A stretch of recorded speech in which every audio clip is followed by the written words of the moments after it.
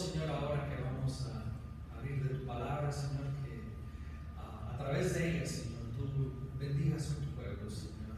Estamos aquí, Señor, esperando de esas bendiciones que vienen a través de tu palabra, Señor. Así que ponemos este día, este servicio, la exposición de tu palabra en tus manos, Señor. Bendice al orador, Señor, y que tú seas glorificado en este día. En el nombre de Jesús. Amén. ¿Por qué no le damos un fuerte aplauso a la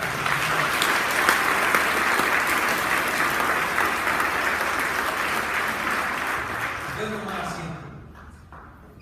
Hoy el pastor Nino anda lo invitaron a compartir en indio y pues allá está compartiendo su palabra. Y hoy tenemos un invitado especial desde Perú.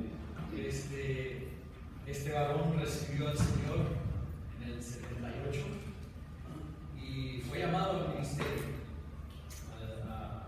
En el 93 empezó en Twin Peaks y en el 95 se graduó de Twin Peaks en el Instituto Bíblico y lo llamaron a servir acá.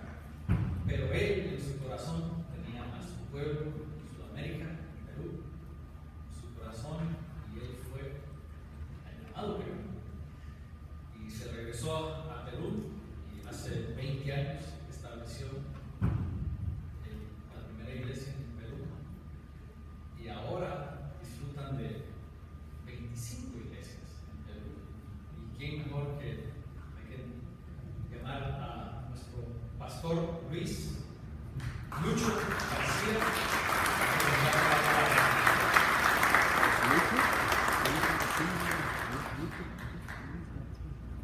Qué gozo estar con ustedes, hermanos. Hace un año tuve el privilegio de conocerlos cuando estuve acá y me sentí como en casa. Así que cuando uno se siente en casa, se siente cómodo, así que voy a acomodarme.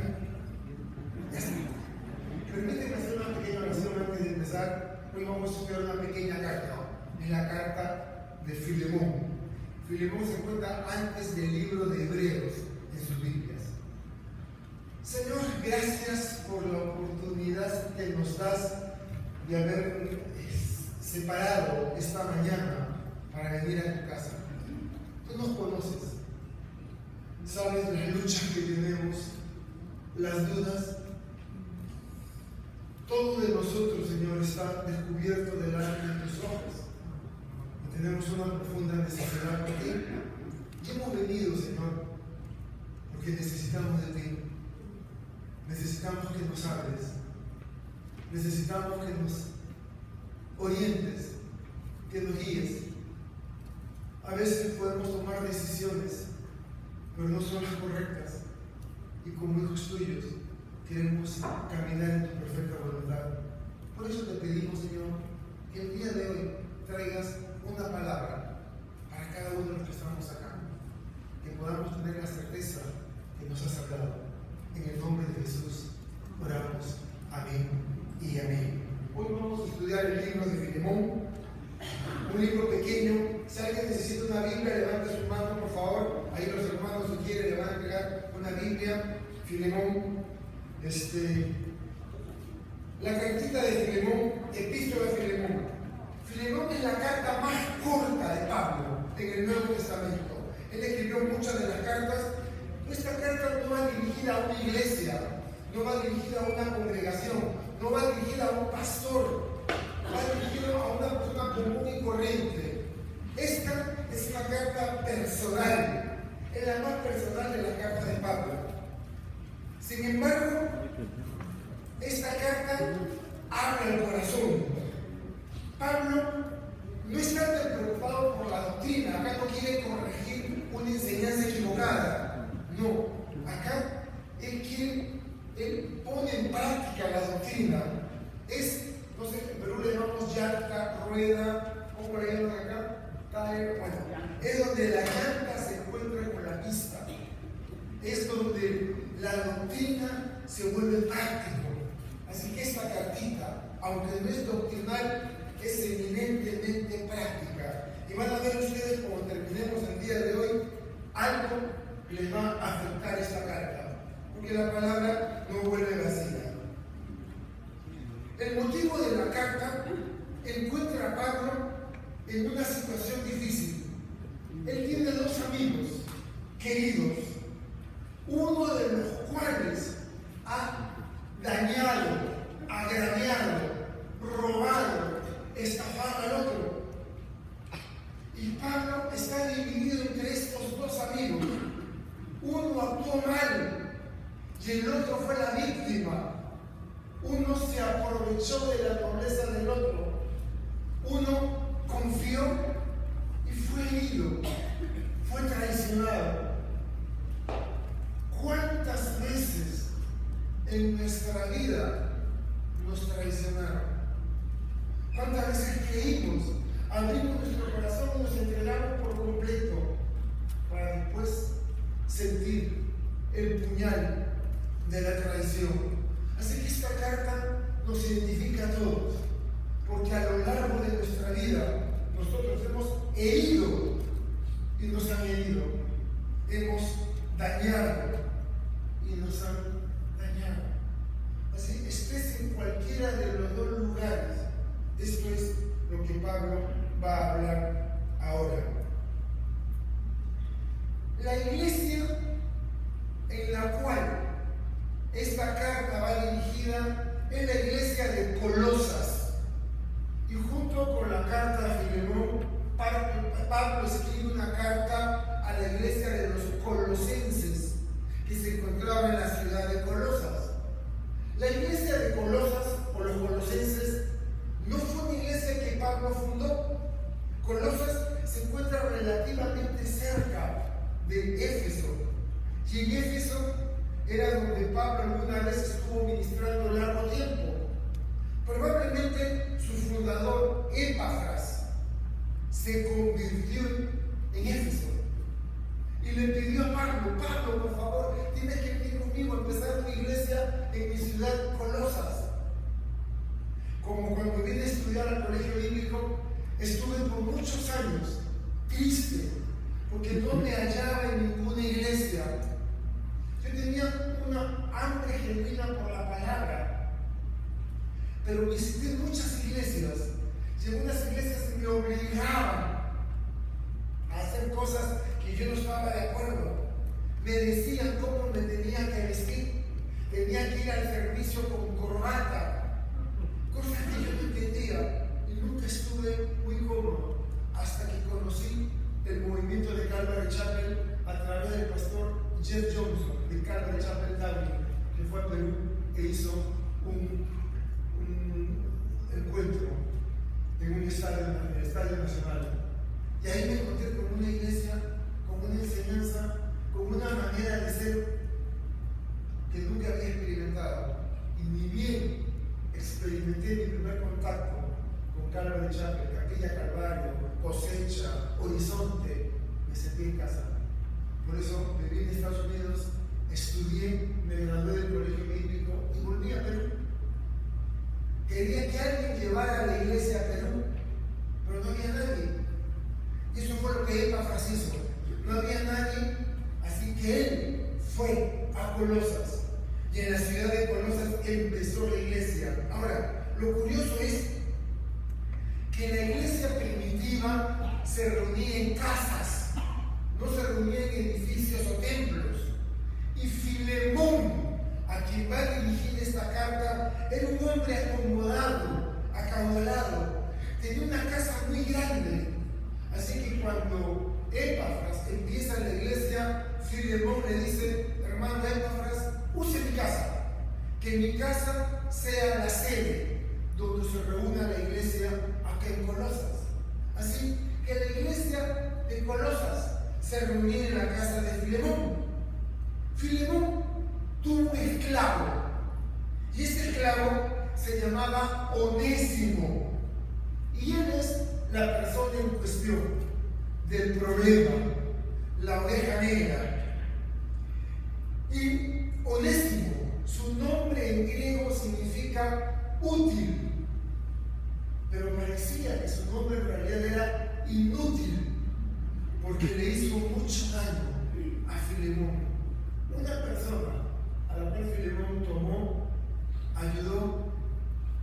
recibió y luego Onésimo más tarde lo traicionaría. Le robó y huyó a Roma. Los presos en ese entonces tenían una marca como la que tiene el ganado en la piel. Significa que era propiedad de alguien. Déjenme usar mi imaginación, porque quiero saber qué pasó. ¿Qué pasó con Filemón? ¿Qué pasó con Onésimo? ¿Cómo fue que le robó? Como ustedes saben, la iglesia de Colosas se reunía en la casa de Filemón. Y Onésimo, que era esclavo, que era parte del personal que servía a Filemón, lo puso de ujier en la puerta. Y estaba Onésimo recogiendo las ofrendas. Parece que Onésimo tuvo mucha confianza de parte de Filemón y supo dónde era donde se guardaban los diezmos, las ofrendas y el dinero. Onésimo iba a la iglesia, servía en la iglesia, pero algo le ocurrió en el corazón. Mi pregunta es, ¿cómo pudiendo estar en la iglesia y escuchando la predicación de la palabra, pudo traicionar? Robó el dinero y escapó de noche. Solo sabemos que el dinero le alcanzó para llegar a Roma. Y estando en Roma, se quedó sin dinero. Me imagino que delinquió, robó, o alguien le notó la marca de esclavo y lo metieron a la cárcel. Y cosas del destino, quien se encontraba preso en una cárcel en Roma, no era otro que el mismísimo apóstol Pablo. Así que Onésimo, otra vez la mano de Dios, él huyendo de Filemón de la iglesia, termina en la cárcel con Pablo. Y Pablo lo alcanza para el Evangelio. Y allí Onésimo tiene su verdadera conversión. Recuerden que cuando Pablo estuvo preso en Roma, él no estaba en la cárcel. Él estuvo en una casa que alquiló y tenía una guardia romana que lo guardaba. Es decir, que tenía arresto domiciliario. Y Onésimo, cuando recuperó su libertad, empezó a servirlo a Pablo. Pero Pablo no conocía de Onésimo. Onésimo nunca le dijo que era un esclavo, que le había robado a la iglesia de Colosas, que había estafado a su señor. Él nunca dijo eso. ¿Y qué ocurrió? La iglesia de Colosas atraviesa por problemas doctrinales. Y Epafras, el pastor, se vio obligado a viajar a Roma. Necesita consultar con Pablo los problemas que hay. Y me imagino que Pablo está en su casa, llega Filemón. Hola Filemón, ¿cómo estás Pablo? Te cuento cómo va la iglesia de Colosas, va así, va así. El hermano Filemón es muy bueno con nosotros y nos ayuda. Y ahora que yo estoy acá, su hijo, Arquipo, ha quedado como pastor interino. Muy bien, te ofrezco algo de tomar. Ay, por favor, una Coca-Cola ya. Se sienta en la mesa Epafras, el pastor de la iglesia de Colosas, y en eso Pablo dice: oye, por favor, tráeme 2 Coca-Colas heladas con hielo. Y cuando Onésimo entra con la bandeja y los 2 vasos de Coca-Cola, Epafras voltea y lo mira y lo reconoce. Si él era el que recogía el dinero en la iglesia de Colosas, él era el que le robó a Filemón, él era el que había estafado a todos. Y cuando Onésimo lo ve, ¡plá!, tira la bandeja, los vasos se rompen. Tú, acá, ladrón, miserable, mal hombre. Y Pablo, se conocen, ¿cómo no lo voy a conocer? Este hombre es un ladrón, un estafador, debería estar preso. Y ahí es donde el pecado de Onésimo salió a la luz. Mira, Dios es paciente para con todos y nos da tiempo, esperando que podamos reaccionar y que podamos arrepentirnos. Así que no creas que estás pecando libremente y Dios no hace nada. No, Dios te está dando tiempo para que reacciones y te arrepientas antes que Él saque todo a la luz. Y cuando salga todo a la luz, va a ser muy tarde. Así que ahora, si el Espíritu Santo te está hablando, en algún momento vamos a orar, entrégale a Dios y arrepiéntete antes que sea demasiado tarde. Dios sacó a la luz el pecado de Onésimo. Resultó que Onésimo era esclavo, ladrón, fugitivo, mentiroso. Había perjudicado a un cristiano de buen testimonio, Filemón. Y Pablo decide enviar a Onésimo de vuelta a Filemón, con una carta. También llevaba la carta a los colosenses, a los efesios y a los filipenses. Todas estas 4 cartas escritas desde la prisión. Pero Onésimo llegaba con la recomendación, la garantía y la bendición de Pablo. ¿Cómo respondería Filemón? ¿Qué era en esta época lo que un amo podía hacer con el esclavo que le había robado y le había engañado? Lo podía matar. Ahora, Onésimo tuvo una conversión genuina. Voluntariamente se quedó sirviendo a Pablo. Pero, ¿qué era lo que Filemón había experimentado? Para Filemón, ¿qué le significaba el nombre Onésimo?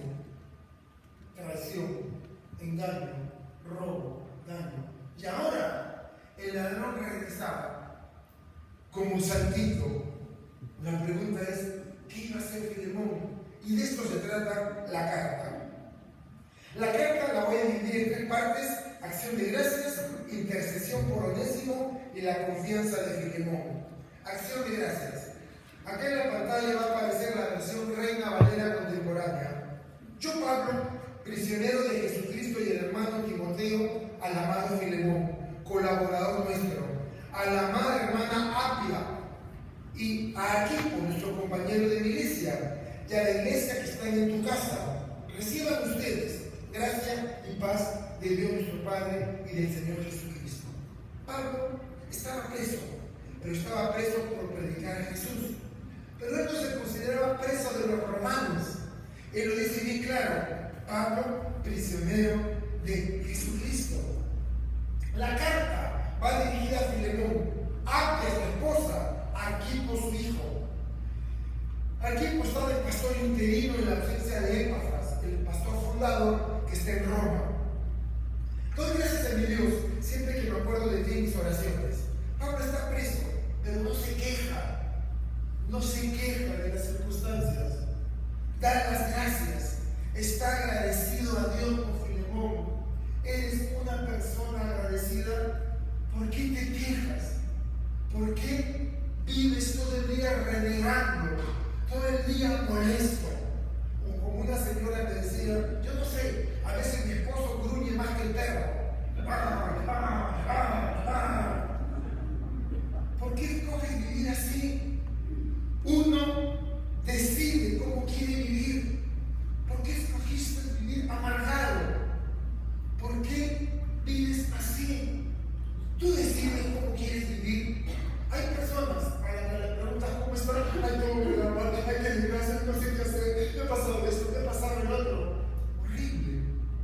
Pablo da gracias porque sabe que esa cárcel es la voluntad de Dios.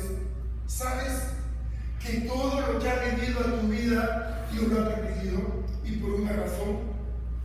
Versículo 5: porque me he enterado del amor y de la fe que tienes hacia el Señor Jesús y para con todos los santos. El amor y la fe que tienes por Dios deben de reflejarse en las personas. Tu vida da un buen testimonio de Jesús.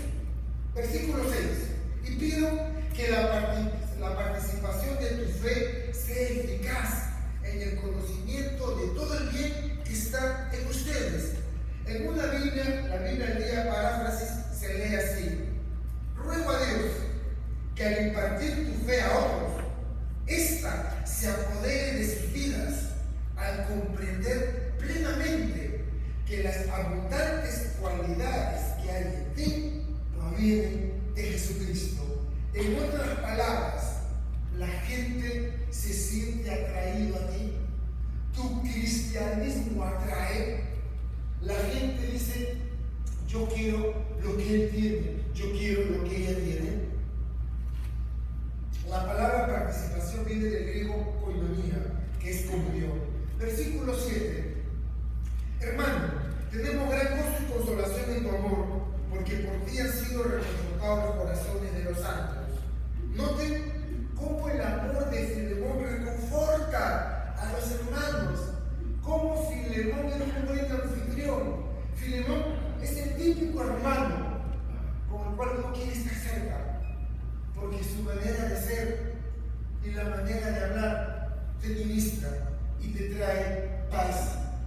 Ojalá se dijera lo mismo de nosotros. Somos de bendición para los demás. Pablo acostumbraba elogiar antes de jalar las orejas. Y pasamos a la segunda parte, la jalada de orejas, intercesión por Onésimo. Filemón no quiere Onésimo. Filemón ha sido estafado, traicionado por Onésimo. Cualquier cosa que él asocie con ese nombre va a ser rechazo. Por eso, y aunque tengo mucha libertad en Cristo para mandarte lo que conviene, más bien te ruego por amor. Tengo la autoridad de ordenarte, pero no lo voy a hacer. Yo, Pablo, que ya soy anciano y además prisionero de Jesucristo, te lo puedo ordenar, prefiero pedirlo. Pablo apela al amor y a la compasión de Filemón. Pablo le recuerda que tiene cerca de 60 años y ha experimentado muchas pruebas y maltratos en el nombre de Jesús. Pablo ha vivido muchas adversidades por el nombre de Jesús. Pablo haría lo que estaba a su alcance para defender a Onésimo, no al que robó y engañó a Filemón. Ese hombre ya estaba muerto, sino al nuevo Onésimo, a la nueva criatura, nacido de nuevo. Y eso es precisamente lo que él hizo.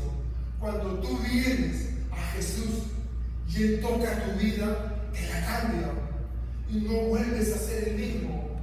Si tú sigues siendo la misma persona antes y después de Jesús, Jesús no te tocó, porque cuando Él toca, cambia.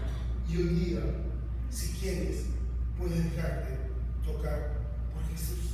Versículo 10, suelta la boca. Te ruego por mi hijo Onésimo, que es el fruto de mis prisiones. Ya sabemos que Onésimo le robó yo. Onésimo se convirtió en la prisión por la predicación de Pablo. La esclavitud era aceptada en esa época. El cristianismo eliminaba todas las diferencias, pero no era un grupo importante en esa época. Gálatas 3:28 dice, ya no hay judío ni griego, no hay esclavo ni libre, no hay varón ni mujer, sino que todos ustedes son uno en Cristo. Y Pablo apela a la bondad de Filemón, a su autoridad apostólica y a la conversión de Onésimo para solicitarle lo siguiente. En otro tiempo te resultaba inútil. ¿Recuerdan lo que significaba el nombre Onésimo? Útil. Usa un juego de palabras en griego. Te resultaba inútil, pero ahora nos es onésimo a ti y a mí. Vuelvo a enviártelo. Te pido recibirlo como si me recibieras a mí. Quisiera retenerlo conmigo para que me sirviera en mis presiones por el Evangelio en tu lugar. Dios nos cambia de inútiles a útiles. Y Pablo le remite el caso. Quiere que Filemón tome una decisión. Pablo deseaba conservarlo. Onésimo le era útil.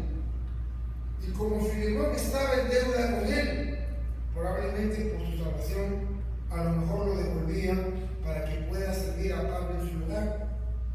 Pablo le dice, ahí está, Onésimo, tu esclavo. Recíbelo como si lo recibieras a mí. A mí me es útil, me gustaría conservarlo, pero tú tomas la decisión.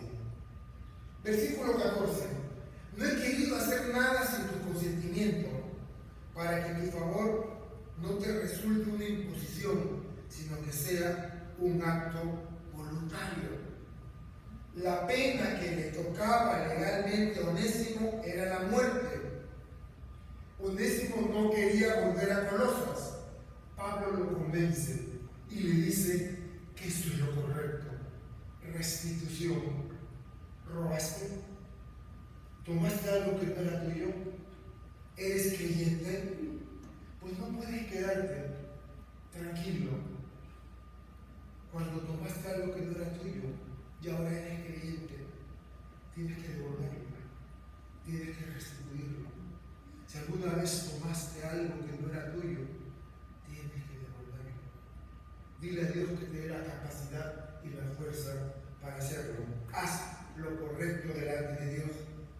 Filemón podía ignorar el consejo de Pablo o considerarlo. La tradición nos cuenta que Onésimo fue perdonado y fue devuelto a Pablo. Versículos 15 y 16. Tal vez para esto se apartó de ti por algún tiempo, para que lo siguieras para siempre, pero ya no como un esclavo, sino como alguien más que un esclavo, como un hermano amado, de manera especial para mí, pero más aún para ti, tanto en la carne como en el Señor.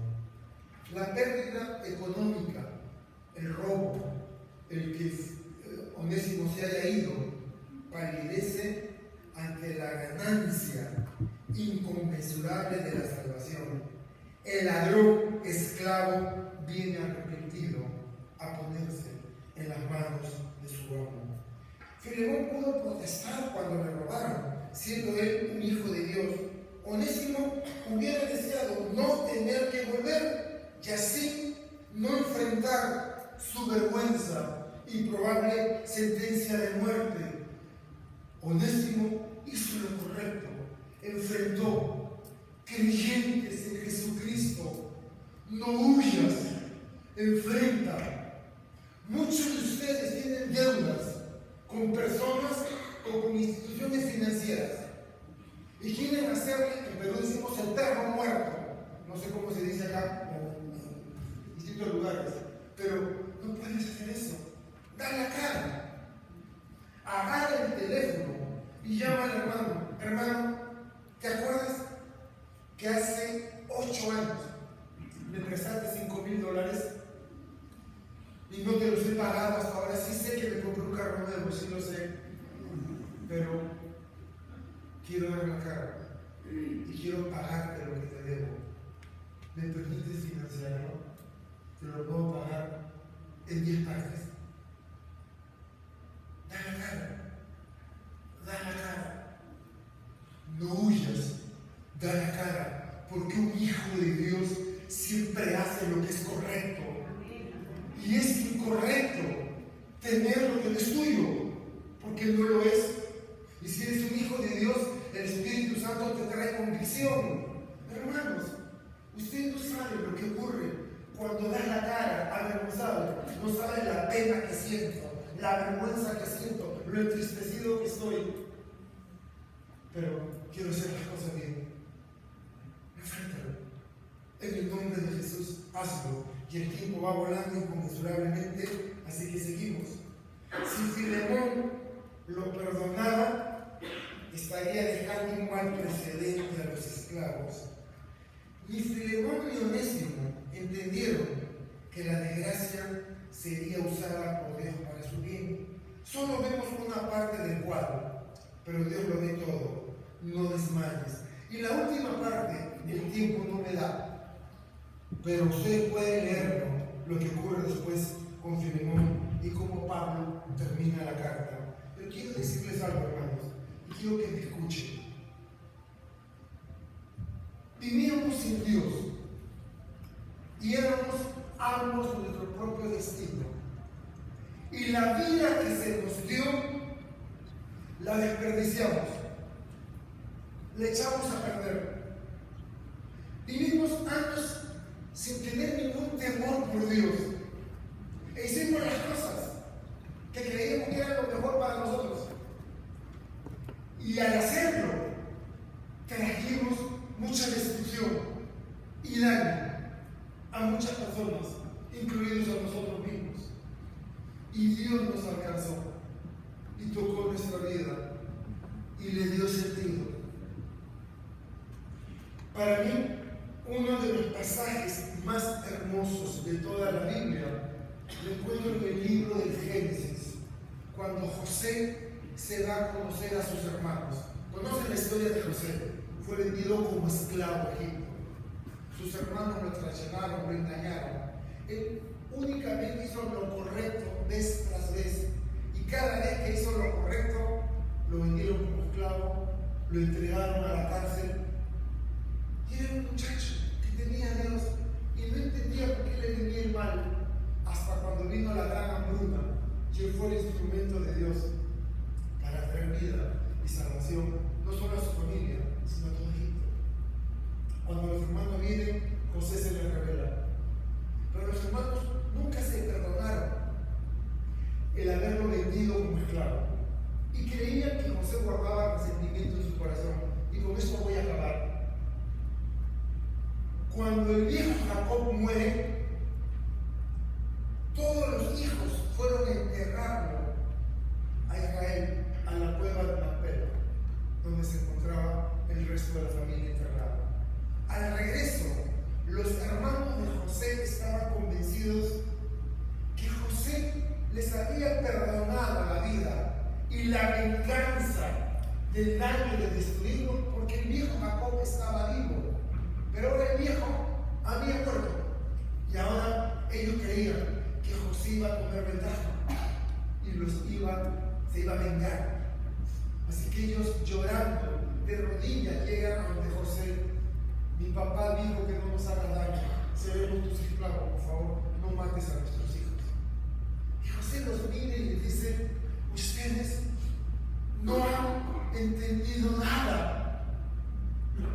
Lo que los hombres intentaron para mal, Dios lo usó para bien. Y lo que has vivido para mal, el dolor, el daño, el robo, la infidelidad, lo que te tocó vivir, Dios lo va a tomar para bien. ¿Saben por qué? Porque somos hijos de Dios y los que aman a Dios, todas las cosas los ayudan para bien. Yo no sé en qué situación estás, pero tengo un mensaje para ti antes de hacer un llamado para orar. Dios te ama tanto y tiene una vida que ni imaginas, pero estás tan cegado con tu vida diaria, con tus preocupaciones, que has perdido de vista un llamado más alto que tiene de parte de Dios, que tiene un plan perfecto para tu vida. ¿Sabes cuál es la característica de un discípulo, de un hijo de Dios? Es obediente a la palabra. Y de eso se trata. Tienes que perdonar a alguien, perdona. Tienes que pedir perdón, pídelo. Tienes que restituir, restituye. Haz lo que tengas que hacer y sea correcto delante de los ojos de Dios, y que el Espíritu Santo te traiga convicción. Hermanos, quiero hacer una oración, pero un llamado. No los conozco, pero si es que hubiera una persona acá que nunca tomó la decisión de entregarle su vida a Jesús a través de una oración, hoy quiero invitarte a que hagas esta oración conmigo. Voy a pedirte que cierres los ojos y que hagas la oración conmigo. Y al final voy a pedirles a los que han hecho la oración por primera vez que levanten su mano, porque queremos hacerles llegar un material y darles la bienvenida a la familia de Dios. Pero por favor, cierren sus ojos y hagan esta oración conmigo. Señor Jesús, acá estoy, con mis luchas, con mis debilidades, con mis temores. Muchas veces son más grandes que yo y no sé qué hacer, Señor. Pero en el fondo de mi corazón reconozco que te necesito. Hoy te abro la puerta de mi corazón y te recibo como mi Señor y Salvador. Jesús, hagas de mí la persona que tú quieres que yo sea. Ayúdame a vivir para ti. Te lo pido en el nombre precioso de Jesús. Amén y amén. ¿Algún hermano o hermana que hizo esta oración por primera vez? ¿Podría levantar su mano? ¿Si alguien lo hizo por primera vez? Muy bien, estamos todos en la familia de Dios. Vamos a orar por los diezmos y ofrendas. No sé cómo lo acostumbran. ¿Sí? Entonces vamos a orar. Señor, tu palabra dice: de gracia recibiste, dale gracia. Y Señor, eso es lo que queremos hacer. Estamos agradecidos porque caminamos sin rumbo y tú nos encontraste. Nos sacaste de las tinieblas a tu luz admirable y ahora queremos dar con un corazón alegre a ti. Recibe esta ofrenda de tu iglesia en el nombre precioso de Jesús. Amén y amén. Que el Señor lo bendiga.